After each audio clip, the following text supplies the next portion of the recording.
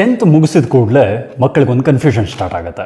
ಅದೇನು ಅಂತ ಹೇಳಿದ್ರೆ ಮುಂದೇನು ಚೂಸ್ ಮಾಡೋದು, ಸೈನ್ಸಾ, ಆರ್ಟ್ಸಾ ಅಥವಾ ಕಾಮರ್ಸಾ? ಇದಿಷ್ಟಕ್ಕೆ ನಿಲ್ಲುತ್ತಾ? PUC ಮಾಡ್ತಾರೆ. PUC ಮುಗಿಸಿದ ನಂತರ ನೆಕ್ಸ್ಟು ನೀಟ್ ಬರೀಬೇಕಾ, CET ತೊಗೋಬೇಕಾ, ತೊಗೊಂಡ್ರು ಅದ್ರ ಬಂದಿರೋವಂಥ ಮಾರ್ಕ್ಸ್ ಬೇಸಿಸ್ ಮೇಲೆ ಅವರು ಎಂಜಿನಿಯರಿಂಗ್ ಚೂಸ್ ಮಾಡಬೇಕಾ ಅಥವಾ ಮೆಡಿಕಲ್ಲ, ಯಾವುದನ್ನು ಚೂಸ್ ಮಾಡಬೇಕು ಅನ್ನೋದೇ ಕನ್ಫ್ಯೂಷನು. ಇಷ್ಟೆಲ್ಲ ಆಪ್ಷನ್ಸ್ ಇರಬೇಕಾದ್ರೆ ಮಕ್ಕಳ ಆಯ್ಕೆ ಹೇಗಿರುತ್ತೆ ಗೊತ್ತಾ? ಈ ಆಪ್ಷನ್ಸ್ ಅನ್ನೋದು ಒಂದು ಕಡೆ ಆಯಿತು ಅಂದರೆ ಮಕ್ಕಳ ಆಯ್ಕೆ ಇನ್ನೊಂದು ಕಡೆ ಇದೆ.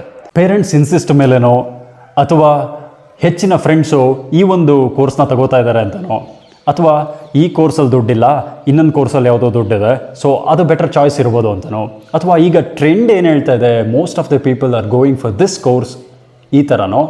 ಇನ್ನೂ ಕೆಲವರು ಸೂಪರ್ ಐಡಿಯಾ ಮಾಡ್ತಾರೆ. ಅವ್ರೇನು ಮಾಡ್ತಾರೆ ಅಂದರೆ ನನಗೆ ಬಂದಿರೋ ಮಾರ್ಕ್ಸೇ ಇಷ್ಟಕ್ಕೆ ಈ ಕೋರ್ಸೇ ಸೂಟ್ ಆಗೋದು, ಸೊ ಇದಕ್ಕೆ ಮಾಡಿಬಿಡೋಣ, ಹೇಗೋ ಮಾಡಿ ಕೋರ್ಸ್ ಕಂಪ್ಲೀಟ್ ಮಾಡಿದ್ರೆ ಸಾಕು ಮಾರಾಯ.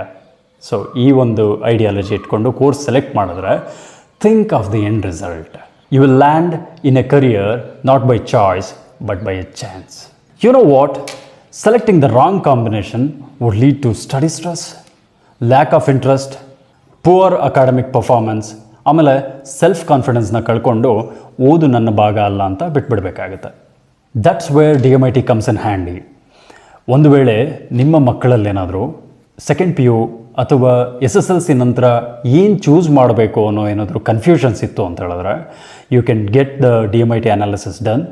By that you will get to know what's my innate talent, inborn potentiality ಏನಿದೆ, ನ್ಯಾಚುರಲ್ ಸ್ಟ್ರೆಂತ್ ಏನಿದೆ, ನಾನು ಅಕಾಡೆಮಿಕ್ಸಲ್ಲಿ ಗುಡ್ ಇದ್ದೀನಾ ಅಥವಾ ಆರ್ಟಿಸ್ಟಿಕ್ ಸಬ್ಜೆಕ್ಟ್ಸಲ್ಲಿ ಗುಡ್ ಇದ್ದೀನಾ. ಸೊ ಎಕ್ಸಾಕ್ಟಾಗಿ ಏನು ನನ್ನ ಸ್ಟ್ರೆಂತು ಅಂತ ನಿಮ್ಗೆ ಗೊತ್ತಾಗುತ್ತೆ. ಇದ್ರ ಬೇಸ್ ಮೇಲೆ ಏನಾದರೂ ನೀವು ಸ್ಟ್ರೀಮ್ ಸೆಲೆಕ್ಟ್ ಮಾಡ್ಕೊಂಡ್ರಿ ಅಂದರೆ ಡೆಫಿನೆಟ್ಲಿ ನೀವು ಸ್ಟಡೀಸ್ನ ಕಷ್ಟಪಟ್ಟು ಮಾಡೋದಕ್ಕಿಂತಲೂ ಇಷ್ಟಪಟ್ಟು ಮಾಡ್ತೀರಾ. And that's where it counts.